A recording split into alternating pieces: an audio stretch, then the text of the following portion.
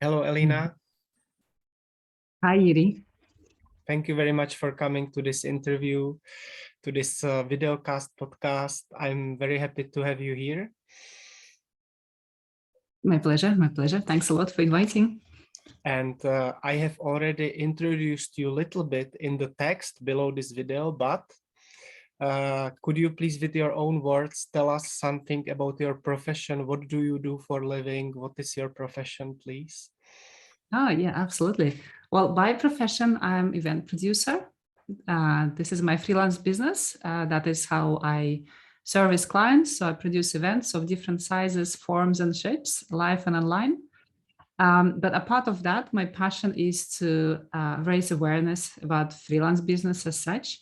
And therefore, I also run Freelance Business Community, which is an organization that is focusing mostly on producing events for independent professionals and helping them to run their business slightly better, find connections, find ideas, inspiration, and support them on the difficult journey sometimes of independent business.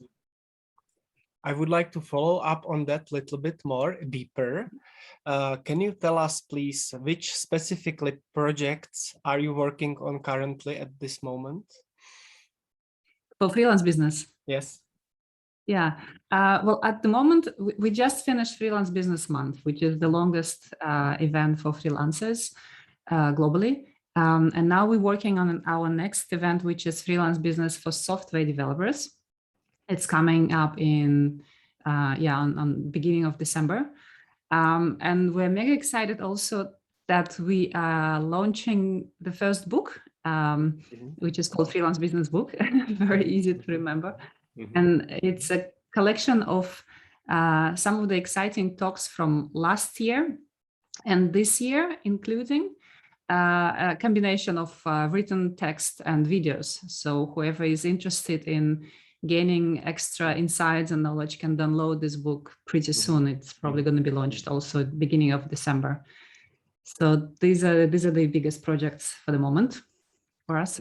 Thank you. I would like to encourage everybody who is listening now, do not hesitate and write to Elina for a link for this book below this video, and she would be very happy and she will send you this link to this book and possibilities to obtain it. I would like to stay a little bit more with Freelance Business Months. When you look back into the past, what made you most joyful, grateful, or proud in this project? Can you share with us a little bit from the past of Freelance Business Months? Yeah, absolutely. Well, I think the biggest joy and pleasure that I get is when people come back to me to say, hey, I've listened to someone during this event and it encouraged me to do something, it inspired me to do something, or I found connections and I'm actually making more money now. We heard the stories and I really, really enjoy getting this feedback, even if it's a little thing. That indicates that we're doing the right thing, because obviously, it's lots of effort to put something like this together. But if it doesn't resonate with freelancers, then there is no point. But luckily, we do hear that. So people do come back to us and they leave the feedback and they enjoy the session. And, I hope that gives them the stimulus to, find the right direction if they're still choosing, or kind of streamline the processes and find ways to earn more money and find clients. So that's the biggest reward for me personally, and I hope for my team as well. I would like to mention that I was there at the event about communities. It was very nice people and very nice team. And also I was at the closing ceremony where I met more interesting people. So I can definitely recommend this project from my side. Thanks a lot. So let's move now a little bit into the future. You mentioned that you are planning one event about software developing. Can you tell us a little bit more, maybe invite us, when is it gonna be and what is it about? Yeah, well, it takes place on 6th and 7th December, so literally in a week, I think. So it's a short two-day event where we talk about business. With our events, we don't go into specificities of the profession because if we take software development, obviously it's going to be very broad and we're not able to cover, and it's not the purpose. We talk more about, okay, if you're independent and you're in the software development world, how do you handle finances, let's say? How do you look for customers? How do you niche yourself if it's even necessary? How you package your services, like, all these things that at the start sometimes might be difficult. And even with experienced freelancers, and I joined by myself, it can be a challenge,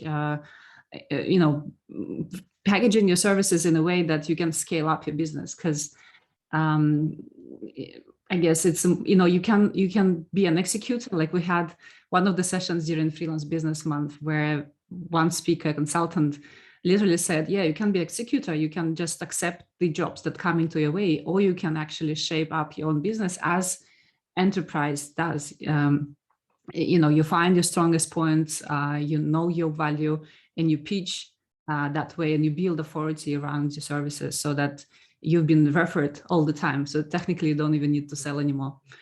So yeah, that's the basic idea. And as always, we run events on the platform where people can connect, build a network, and we like also to do a part of presentations, smaller sessions where people just meet for 30 minutes and discuss issues that they're having and maybe try to find some solutions with others.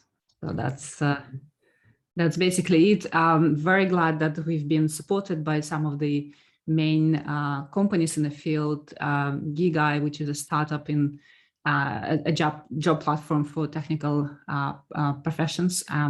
Topcoder is probably one of the most famous, and the local Belgium company Van Breda, which provides insurances. Mm-hmm. So yeah, we looking forward to that event, obviously, and thank a lot our partners who support us in this initiative.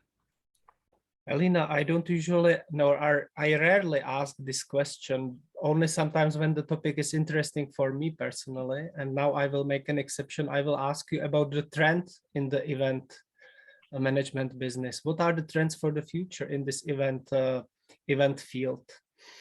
Oh, that's such a big question. I'd say there are many trends, obviously. One of the main ones that we've seen is that all of a sudden, everyone started looking in technology field.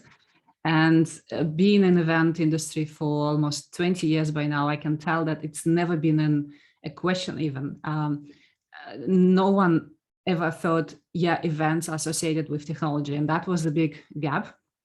As a matter of fact, event technologists did not exist. There was few people who were doing event technology as the subject of the interest, but it's never been on top of agendas. Nobody would even hire event technologists because there is such a need, and it's all of a sudden changed.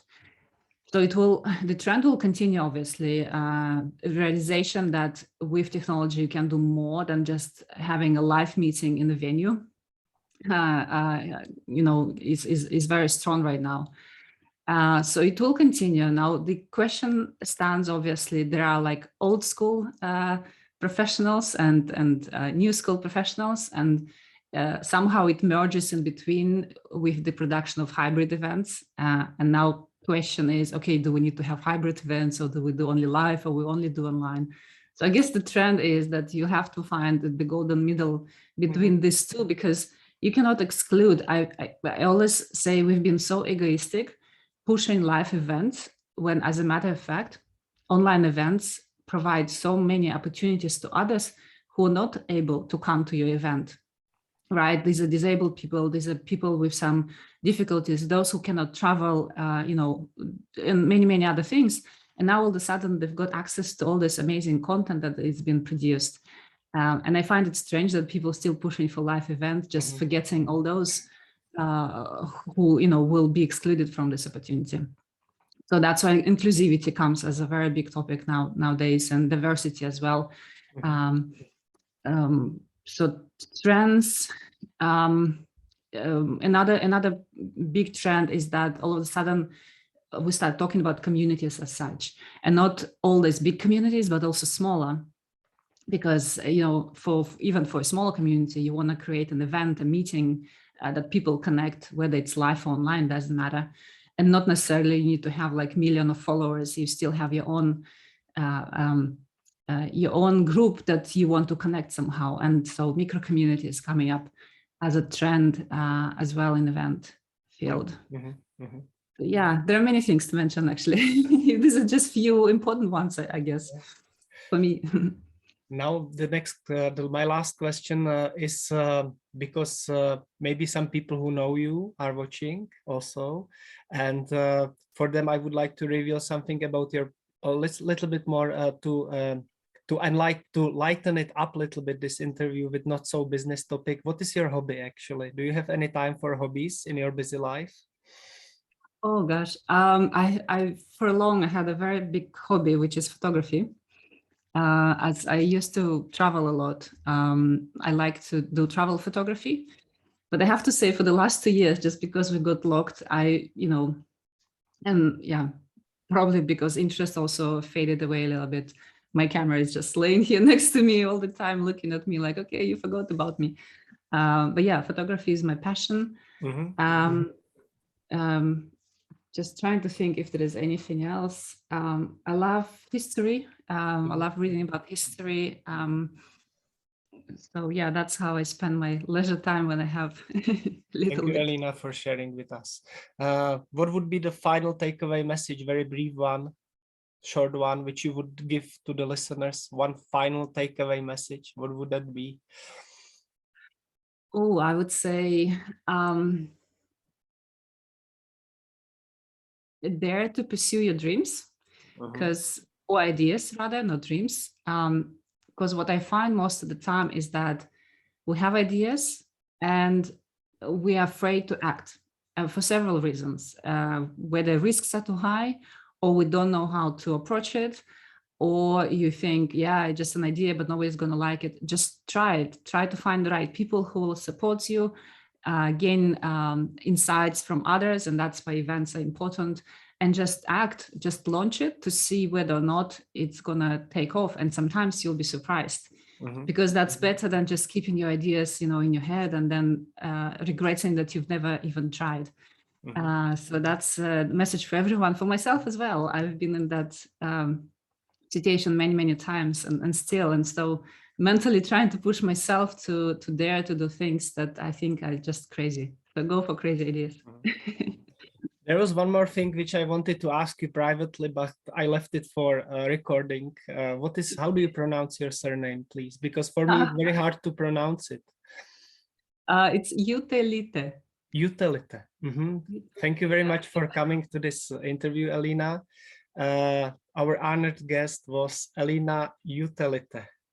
Oh, perfect. Thanks a lot, Iri. It was a pleasure. Thanks a lot. Thank you. Bye-bye. Bye.